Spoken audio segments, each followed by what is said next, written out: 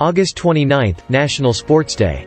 The National Sports Day is celebrated every year in India on 29 August, to mark the birth anniversary of legendary hockey player Major Dhyan Chand, who was known as the Wizard, or the Magician, of hockey for his superb ball control. About Major Dhyan Chand. The legendary hockey player was born on 29 August 1905 in Allahabad, Uttar Pradesh.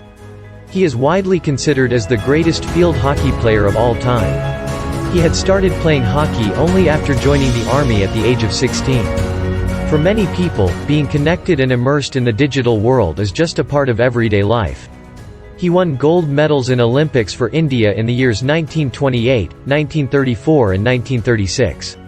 It is believed that after India defeated Germany in the 1936 Olympics final by 8-1, Adolf Hitler offered him a senior post in the German army, to which Chand refused.